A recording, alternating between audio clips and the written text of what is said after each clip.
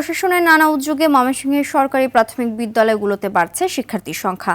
মানসম্মত শিক্ষা নিশ্চিতে মেধা অন্বেষণ পরীক্ষা, সমাবেশ, খেলাধুলার সুযোগ সুবিধা বৃদ্ধি করে শিক্ষার্থী টানছেন সংশ্লিষ্টরা। উৎসাহমূলক এসব কার্যক্রমে গেল এক বছরের ব্যবধানে জেলার প্রাথমিক বিদ্যালয়গুলোতে শিক্ষার্থীর সংখ্যা বেড়েছে প্রায় ৭৫,০০০। ময়মনসিংহ প্রতিনিধি মোজাম্মেল খোকনের প্রতিবেদন, জানাচ্ছেন লামিয়া তানজিল মাহমুদ।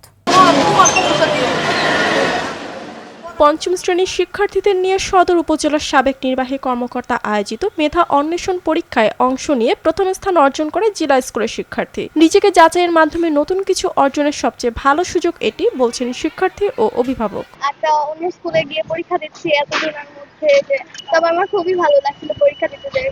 ক্লাসের মধ্যে রোলে কিন্তু আমি উপজেলার সকল স্কুলের মধ্যে যে ফার্স্ট হতে পেরেছি, এটি আমার জন্য খুবই খুশি লেগেছে। পরীক্ষাগুলোর মাধ্যমে বিভিন্ন স্কুলের শিক্ষার্থীরা একে অপরকে চিনতে পারবে, তারা কিভাবে পড়াশোনা করছে সে ব্যাপারে জানতে পারবে। এর মাধ্যমে ছাত্রছাত্রীরা তারা তাদের মেধাটা প্রকাশ করার পরিপূর্ণ সুযোগ পায়। শিক্ষকরা বলছেন, স্কুলের গণ্ডি পেরিয়ে যে কোনো প্রতিযোগিতামূলক পরীক্ষায় অংশগ্রহণ শিক্ষার্থীদের আত্মবিশ্বাস যোগায়। শিক্ষার্থীর ভিতর প্রভাব, তাদের পড়াশোনা হচ্ছে, তারা কম্পিটিশন করছে বড় সরকারি আরো ভালো ভালো স্কুলের সাথে।